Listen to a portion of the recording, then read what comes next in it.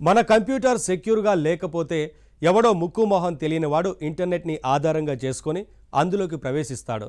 మన పాస్వర్డ్స్ ఛేదించేసి దొంగ మార్గంలో మన డేటా మీద ఆధిపత్యం తెచ్చేసుకుంటాడు. ఆ తర్వాత మీ డేటా కావాలంటే నాకు డబ్బు కట్టండి అంటాడు. ఇదిగో ఈ తరహా సైబర్ దాడులు అమెరికాలో బాగా పెరిగిపోయాయి ఇప్పుడు. మరి ఇలాంటి సైబర్ అటాకర్స్ని ఎలా ఎదుర్కోవాలి?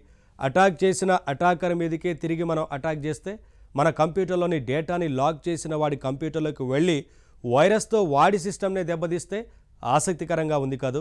ఇదిగో అమెరికా కొత్త అధ్యక్షుడు ట్రంప్ గారి విధానం ఇదే. అయితే ఈ రకం దూకుడు విధానం వల్ల సైబర్ అటాక్స్ తగ్గకపోగా పెరిగిపోతాయని చాలామంది వరి అవుతున్నారు. ఇంతకీ సైబర్ అటాక్స్ సంగతి ఏంటి? అదే తెలుసుకోండి మరి.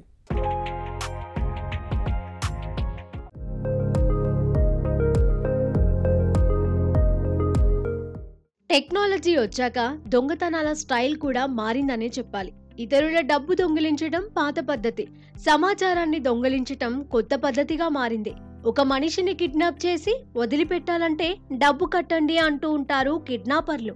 అదే సైబర్ అటాకర్స్ అయితే దొంగ మార్గంలో ఓ కంపెనీ కంప్యూటర్ సర్వర్లోకి ఎంటర్ అయిపోయి అక్కడి మొత్తం సమాచారాన్ని లాక్ చేసేస్తారు. ఆ ఇన్ఫర్మేషన్ మళ్ళీ మామూలుగా మారాలంటే మాకు ర్యాన్సమ్ అమౌంట్ చెల్లించండి అని డిమాండ్ చేస్తారు. ఇలాంటి అటాక్స్ నే ర్యాన్సమ్ వేర్ అటాక్స్ అంటారు. ప్రపంచవ్యాప్తంగా ఈ రకం ర్యాన్సమ్ దాడులు పెద్ద తలనొప్పిగా మారాయి ఇప్పుడు. ముఖ్యంగా అమెరికాలో ప్రతినిత్యం ఇలాంటి దాడులు వందల్లో జరుగుతున్నాయి. అమెరికా గత అధ్యక్షుడు బైడెన్ కొంతవరకు ఈ దాడుల్ని కంట్రోల్ చేశారు. అయితే ట్రంప్ తిరిగి రావడం వల్ల ర్యాన్సమ్ వేర్ దాడులు తిరిగి పెరిగే అవకాశం ఉందని పరిశీలకులు అంటున్నారు. ఒక దేశానికి అధ్యక్షుడు మారితే దేశంలోని టెక్నాలజీ మారుతుందా? ఎస్, డైరెక్ట్ రిలేషన్ లేకపోయినా పాలకుల నిర్ణయాలకి టెక్నాలజీ అభివృద్ధికి సంబంధం ఉండక తప్పదు. అయితే అధ్యక్షుడి మార్పుకి దేశంలో జరిగే టెక్నికల్ దాడులకి రిలేషన్ ఉంటుందా అన్నదే ఇప్పుడు పెద్ద ప్రశ్న. అమెరికాలో ఇదే డిస్కషన్ నడుస్తోంది. ట్రంప్ మళ్లీ పాలన పగ్గాలు పట్టాక దేశంలో టెక్నికల్ దాడులు పెరిగిపోయే అవకాశం ఉందంటూ కొందరు అంచనాలు వేస్తున్నారు అక్కడ. ముఖ్యంగా డేటా లాక్ చేసి డబ్బు డిమాండ్ చేసే ర్యాన్సమ్ వేర్ అటాక్స్ బాగా పెరుగుతాయని అంటున్నారు. ఈ అంచనా నిజమవుతుందా? ఇది కేవలం అపోహ మాత్రమేనా? అసలు వాళ్ళు ఎందుకిలా అనుకుంటున్నారు? దీనికి కారణం హ్యాక్ బ్యాక్ అనే ట్రంప్ పాలసీ. దీనినే దెబ్బకు దెబ్బ లేదా ఎదురు దెబ్బ అని చెప్పుకోవచ్చు. ట్రంప్ది కాస్త దూకుడు స్వభావం అన్నది విదితమే. మొదటిసారి ఆయన పీఠం ఎక్కినప్పుడు టెక్నాలజీ పరంగా ఆయన కొన్ని నిర్ణయాలు తీసుకున్నారు. పాలనా విధానాలలో ఆయనకున్న ప్రత్యేక శైలి ఒక వర్గం ప్రజల్లో ఆశల్ని పెంచింది. ముఖ్యంగా సైబర్ భద్రతా పరంగా ట్రంప్ తీసుకున్న నిర్ణయాలు చాలా మందికి కొంత భిన్నంగా అనిపించాయి. ప్రత్యేకించి ర్యాన్సమ్ వేర్ దాడులకు సంబంధించి ట్రంప్ కాస్త దూకుడుగా వెళ్లారు. ట్రంప్ అయితేనే సైబర్ దాడుల్ని అరికట్టగలడు అని కొందరు భావించగా, మరికొంతమంది మాత్రం చాలా ఆందోళనకి గురయ్యారు. ప్రభుత్వ నిర్ణయాల వల్ల, కొత్త చట్టాల వల్ల అమెరికన్ సంస్థల కంప్యూటర్ల మీద సైబర్ దాడులు మరింత పెరుగుతాయన్న భయం వారిలో ఏర్పడింది. ఇదిగో ఇప్పుడు రెండోసారి ట్రంప్ పీఠం ఎక్కాక ఆ ఆందోళన మరింతగా పెరిగింది. ఎందుకంటే ట్రంప్ విధానాలు ఒక్కోసారి కన్నుకు కన్ను అనే విధంగా ఉంటాయి. సైబర్ భద్రతా చర్యల్లో కూడా ఆయన ఇదే విధానాన్ని అనుసరించబోతున్నారు. ఎవరైనా ఒక సైబర్ దుండగుల గ్రూప్ ఒక సంస్థ మీద అటాక్ చేసిందనుకోండి, భయపడి డబ్బు కట్టడం కాకుండా తిరిగి ఈ గ్రూపు మీదకే సైబర్ అటాక్ చేయాలన్నది ట్రంప్ ఆలోచన. అంటే అటాక్ చేసిందెవరో, ఎక్కడి నుంచి చేశారో ఆ గ్రూపు వివరాలు కనిపెట్టి మళ్ళీ ఇటు నుంచి వైరస్ మాల్వేర్ పంపుతారన్నమాట. ఈ విధంగా సైబర్ నేరగాళ్ల వ్యవస్థల్ని మొత్తం టెక్నికల్ గా నాశనం చేయాలన్నది ట్రంప్ ప్లాన్. దీన్నే హ్యాక్ బ్యాక్ అని అంటారు. హ్యాకింగ్ జరిగితే ప్రతిదాడిగా మనం తిరిగి హ్యాకర్ల సిస్టమ్ ని అటాక్ చేయడం, ఇది చాలా మందికి మంచి ఆలోచనగా కనిపించవచ్చు. కానీ ఇలాంటి ప్రతీకార దాడులు చేస్తే దుండగుల్ని రెచ్చగొట్టినట్లు అవుతోందన్నది పరిశీలకుల అంచనా. సైబర్ చట్టాలన్నవి దుండగుల్ని కనిపెట్టి శిక్షించాలే తప్ప ఏదో యుద్ధం మాదిరిగా వాళ్ళ వ్యవస్థల మీదే తిరిగి దాడి చేయటం లేనిపోని పట్టుదలలు పెంచే అవకాశం ఉంది. అందువల్ల అసలే నేర స్వభావం ఉన్నవాళ్లు మరింత రెచ్చిపోయి దేశంలోని ప్రముఖ వ్యవస్థల్ని దెబ్బతీసే అవకాశం ఉందంటూ పరిశీలకులు హెచ్చరిస్తున్నారు. గతంలో బైడెన్ అధ్యక్షుడిగా ఉన్న కాలంలో సైబర్ దాడుల గురించి ఆయన మంచి చర్యలే తీసుకున్నారనే పేరుంది. టెక్నికల్ దాడుల్ని ఆయన పూర్తిగా అదుపు చేయలేకపోయినప్పటికీ ముందటి కంటే పరిస్థితి బెటర్ అయింది. అయితే ఇప్పుడు ట్రంప్ దూకుడు స్వభావం వల్ల తీసుకుపోయే చర్యలు ర్యాన్సమ్వేర్ అటాక్స్ ని తగ్గించలేకపోగా ప్రేరేపించే అవకాశం ఉందంటూ కొందరు ఆందోళన చెందుతున్నారు. నిజానికి ర్యాన్సమ్వేర్ అటాక్ అన్నది ఘోరమైన విషయం. మన సొంత డేటాని మన కళ్ళ ముందే తాళం వేసి నీ డేటా నీకు కావాలంటే నాకు డబ్బు కట్టు అని అనడం దుర్మార్గం. గత 10 సంవత్సరాలలో ఇలాంటి దుర్మార్గమైన సైబర్ దాడులు ఎన్నో జరిగాయి. కార్పొరేట్ సంస్థలు, వ్యాపార సంస్థలు, హాస్పిటల్స్ లోని సర్వర్ల మీద, ప్రభుత్వ వ్యవస్థల మీద కాకుండా ప్రజల వ్యక్తిగత వివరాలు ఉండే ఫోన్ సంస్థల మీద కూడా సైబర్ దుండగులు అటాక్స్ చేశారు. ఈ హ్యాకర్లలో ముఖ్యమైన వాళ్ళు చైనా, రష్యా అటాకర్లు. ఇటీవల కూడా అమెరికాలోని ప్రముఖ కమ్యూనికేషన్ సంస్థ టీ-మొబైల్ తాలూకు నెట్వర్క్ ని చైనా హ్యాకర్లు టార్గెట్ చేశారు. టీ-మొబైల్ సంస్థ మీద దాడి ఇది మొదటిసారి కాదు. గతంలో ఇలాంటి దాడులు 9 జరిగాయి. 2023లో జరిగిన దాడిలో అయితే ఏకంగా 3.5 కోట్ల మంది కస్టమర్ల వ్యక్తిగత సమాచారం దొంగతనానికి గురైంది. ప్రస్తుత దాడి టీ-మొబైల్ సంస్థని మాత్రమే కాదు, అమెరికాలో ఇతర టెలిఫోన్ కంపెనీలైన AT&T, వెరెజాన్, ల్యూమెన్ లాంటి వాటిని కూడా లక్ష్యంగా చేసుకుంది. అలాగే అంతర్జాతీయ కమ్యూనికేషన్ మీద కూడా ప్రభావం పడింది. అయితే ఇంత జరిగినా సంస్థలు పెద్దగా మాట్లాడవు. జరిగిన నష్టాన్ని సంస్థలు గట్టిగా చెప్పుకోవు. అబ్బే ఏమీ లేదు అన్నట్టు ప్రవర్తిస్తాయి. ఎందుకు అంటే తమ కంపెనీ సర్వర్స్ వీక్ గా ఉన్నాయన్నది బయటపడితే అది వారి వ్యాపారానికే ప్రమాదం. టీ-మొబైల్ సంస్థ కూడా ఇలాగే ప్రతిస్పందించింది. తాజా దాడి వల్ల మా వ్యవస్థలకి, డేటాకి పెద్దగా ఎలాంటి నష్టం జరిగినట్లు లేదు. కస్టమర్ సమాచారం మీద కూడా ప్రభావం ఏమీ పడలేదు అని వాళ్ళు బుకాయించారు. కానీ నిజానికి ఇది చాలా పెద్ద అటాక్. ఈ దాడిని చేసింది ఎవరంటే సాల్ట్ టైఫూన్ అనే చైనీస్ హ్యాకర్ గ్రూప్. దీనికి చైనీస్ ప్రభుత్వం అండదండలున్నాయని అంటారు. బైడెన్ ప్రభుత్వం ర్యాన్సమ్వేర్ దాడుల్ని జాతీయ భద్రతా సమస్యగా గుర్తించి కొన్ని కీలక నిర్ణయాలు తీసుకుంది. ఈ చర్యలు రష్యన్, చైనీస్ ఇంకా ఇతర దేశాల హ్యాకర్స్ గ్రూపుల్ని అణిచివేయడానికి ఉపయోగపడ్డాయి. ప్రభుత్వాలే దగ్గరుండి హ్యాకర్స్ గ్రూపుల్ని ప్రోత్సహిస్తున్నప్పుడు దాడికి ప్రతిదాడి చేస్తే తప్పేంటన్నదే ట్రంప్ వాదనగా కనిపిస్తోంది.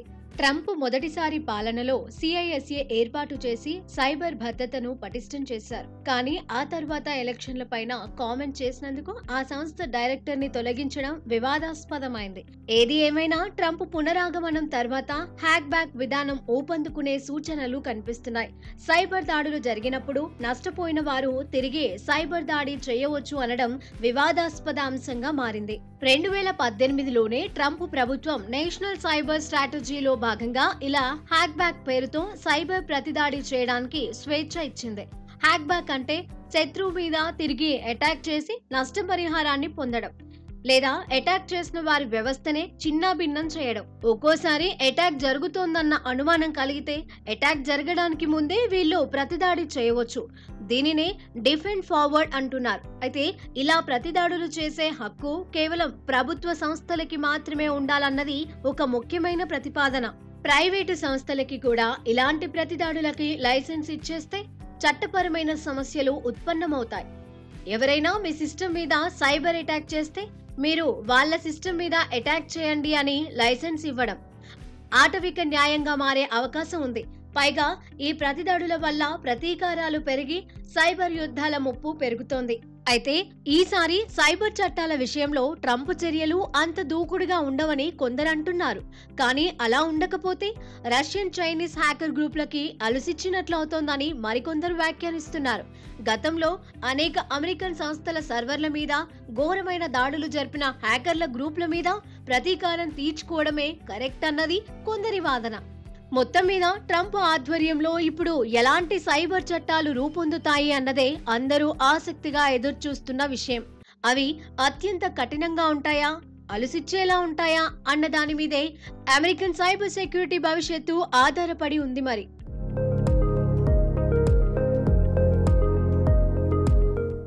ఇక పిల్లలెవరూ సోషల్ మీడియా చూడకూడదట. ఆ మీడియా ప్లాట్ఫామ్స్ ఏవి వాడకూడదట. ఎస్, ఫేస్బుక్, టిక్టాక్, ఇన్స్టాగ్రామ్, ఎక్స్ అన్నిటికీ దూరంగా ఉండాల్సిందేనట. ఇది ప్రభుత్వ నిర్ణయం. అబ్బే, ఇండియాలో కాదండి, ఆస్ట్రేలియాలో 16 ఏళ్లు వచ్చే వరకు అక్కడి పిల్లల్ని సోషల్ మీడియాకి దూరంగా ఉంచాలని ఆస్ట్రేలియా ప్రభుత్వం అనుకుంటోంది. చట్టమైతే చేసేస్తున్నారు కానీ ప్రాక్టికల్గా ఇది పాసిబుల్ అని తర్జన భర్జన పడుతున్నారట. మొత్తం మీద ఈ ప్రభుత్వ నిర్ణయానికి ప్రతిపక్షాలు సైతం మద్దతు పలుకుతున్నాయి. కానీ ప్రజలు మాత్రం రకరకాలుగా కామెంట్ చేస్తున్నారట. అసలు పిల్లల్ని సోషల్ మీడియాకి దూరం చేసేయడం మంచిదేనా? అసలు ఇది సాధ్యమవుతుందా? ఈ ఇంట్రెస్టింగ్ ఇష్యూ ఏంటో మీరు తెలుసుకోండి మరి.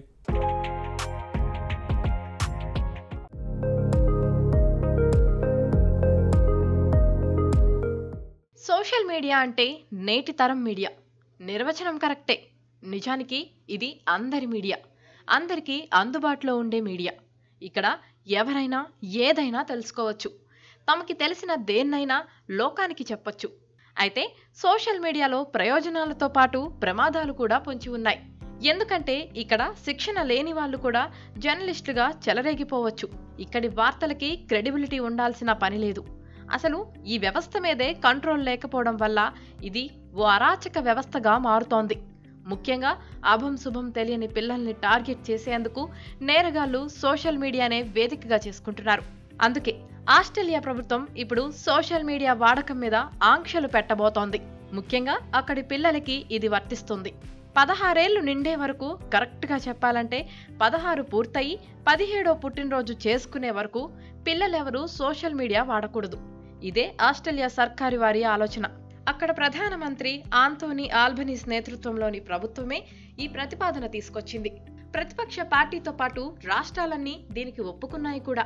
అయితే ఒక్క టాస్మేనియా స్టేట్ వాళ్ళు మాత్రం వయసు పరిమితి గురించి అభ్యంతరం చెప్పారు. ఈ నిషేధాన్ని మరీ 16 ఏళ్ల వరకు కాకుండా 14కి పరిమితం చేయాలని అంటున్నారు. మొత్తం మీద ఇంకా చాలా స్పష్టత రావాల్సి ఉంది. ఏదేమైనా ఈ చట్టం ప్రధాన ఉద్దేశం పిల్లల భద్రతని పెంచడమే. అసలు హఠాత్తుగా ఎందుకీ నిషేధం అని కొందరికి అనిపిస్తే అనిపించొచ్చు. నిజానికి ఈ ఆలోచన ఇప్పటిదేమీ కాదు. 17 సంవత్సరాల క్రితం జరిగిన ఒక సంఘటన ఈ ఆలోచనకి బీజం వేసిందని చెప్పవచ్చు. 2007లో ఆస్ట్రేలియాలోని ఎడిలాయిడ్కి చెందిన 15 ఏళ్ల కార్లీ రియాన్ అనే బాలికని గ్యారీ అనే వ్యక్తి ఆన్లైన్లో నమ్మించి మోసం చేసి దారుణంగా చంపేయడం జరిగింది. ఇలాంటి దుర్మార్గులనే ఆన్లైన్ ప్రిడేటర్స్ అంటారు. అప్పట్లో పాపులర్ గా ఉన్న మైస్పేస్ లాంటి కొన్ని సోషల్ ప్లాట్ఫామ్స్ ని అతడు వాడుకోవడం జరిగింది.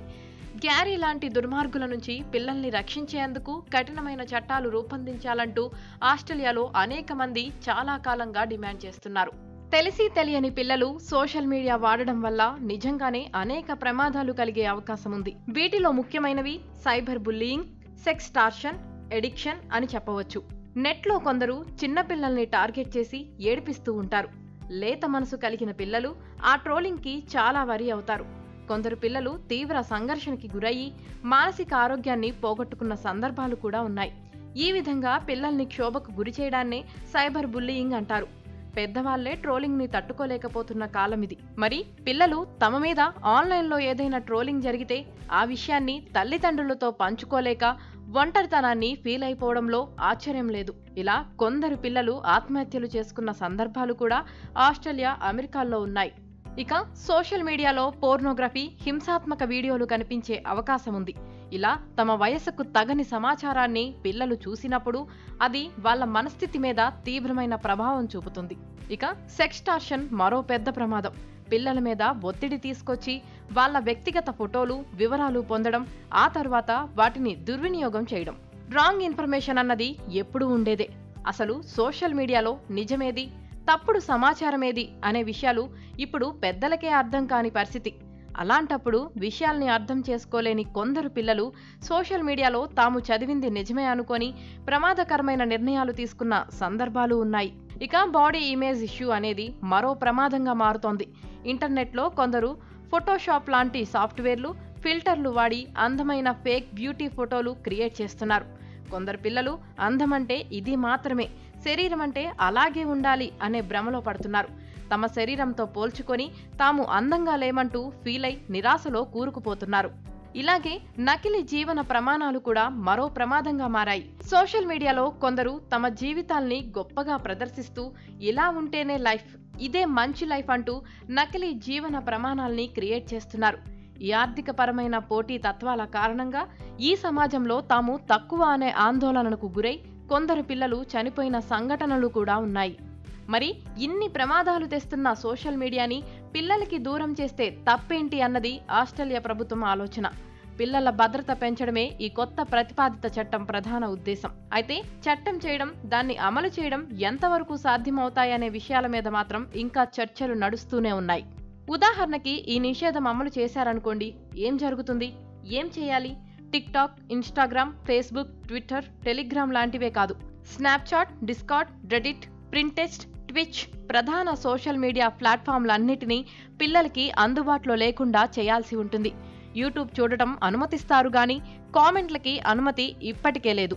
పై నిషేధాలతో పాటు బీరియల్, కిక్ మెసెంజర్, వీచాట్, లైన్ ఇంకా ఇతర దేశాలకు చెందిన సోషల్ ప్లాట్ఫామ్స్, లోకల్గా డెవలప్ చేసిన టూల్స్ ఇలా ఏవి పిల్లలకి అందకుండా చూడాల్సి ఉంది. కొత్త టూల్స్ రూపొందకుండా కనిపెట్టి ఉండాలి.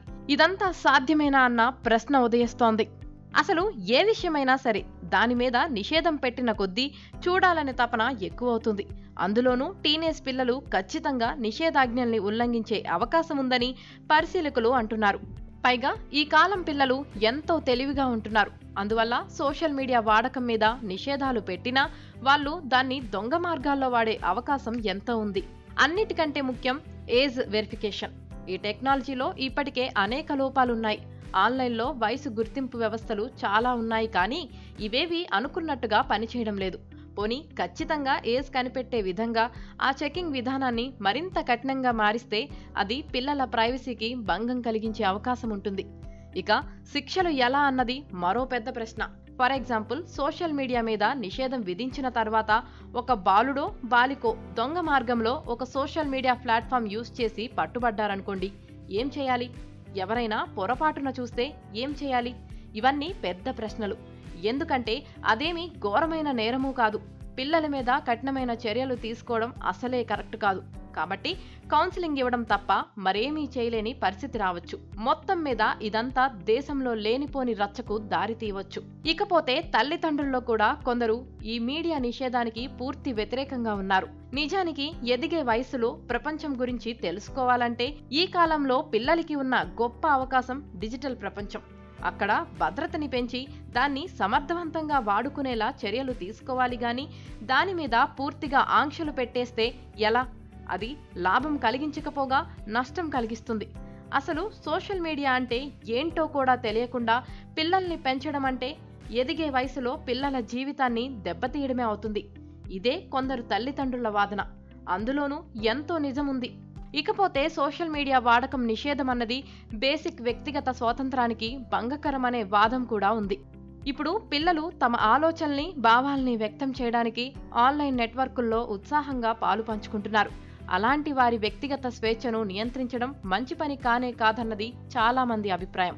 నిజానికి జరిగితే ఇలాంటి నిషేధ చర్యలు అంతర్జాతీయ స్థాయిలో జరగాలి. అంతేగాని కేవలం ఒక దేశంలో మాత్రమే నిషేధం ఏర్పరిస్తే ఏమీ లాభం ఉండకపోవచ్చు.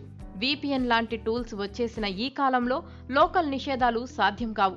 పైగా ఈ నిషేధం ప్రతిపాదనకి ఆన్లైన్ సంస్థల నుంచి కూడా వ్యతిరేకత రావచ్చు.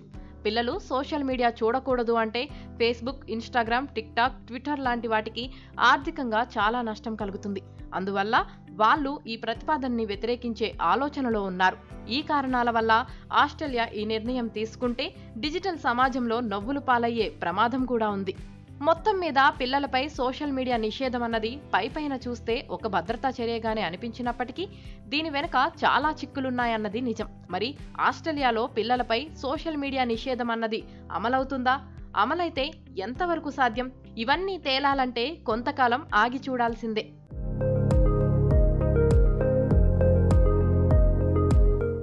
ఇప్పుడు వంటల పుస్తకాలు కొనేవాళ్ళు ఎవరైనా ఉన్నారా మీలో? ఉండకపోవచ్చు. ఎందుకంటే పుస్తకాలు చదివి వంటలు నేర్చుకునే రోజులు పోయి చాలా కాలమైంది. కళ్ళ ఎదురుగా వేల కొద్దీ వంటల ఛానల్స్ ఉన్నాయి. వాటిలో లక్షల కొద్దీ రెసిపీ వీడియోస్ ఉన్నాయి.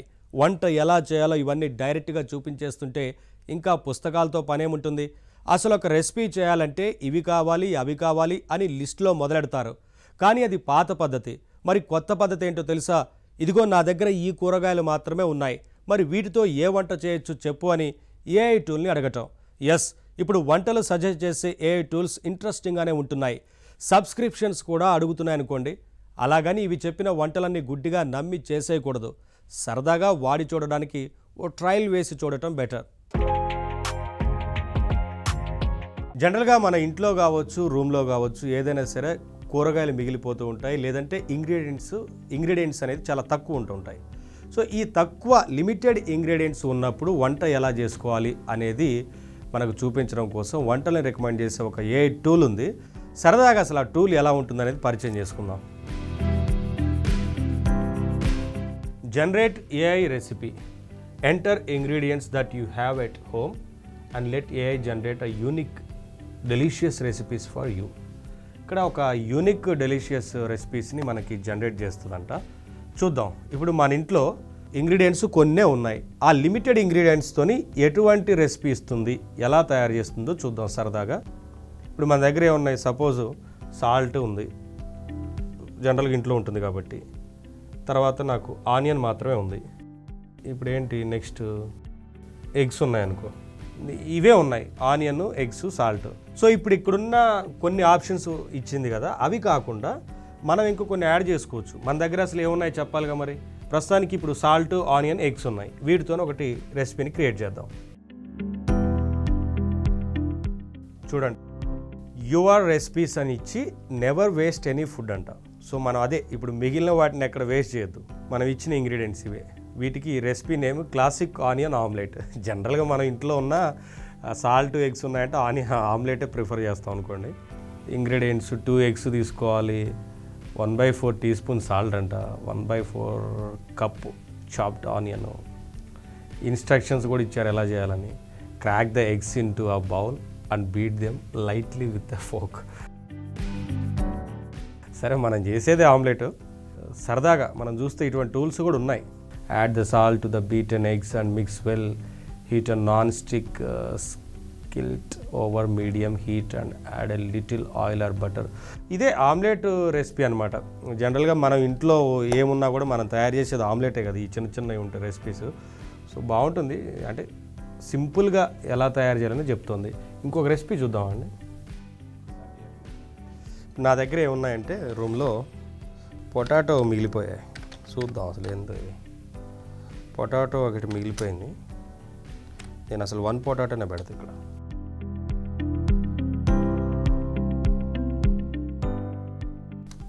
సాల్ట్ ఒకటి ఉంది, పొటాటో, సాల్ట్, జింజర్ పెడదాం. చూద్దాం అసలు ఈ మూడింటికి ఏం రెసిపీ ఇస్తుందో. క్రియేట్ కొడదాం. తమాషా టూల్లా ఉంది ఇది.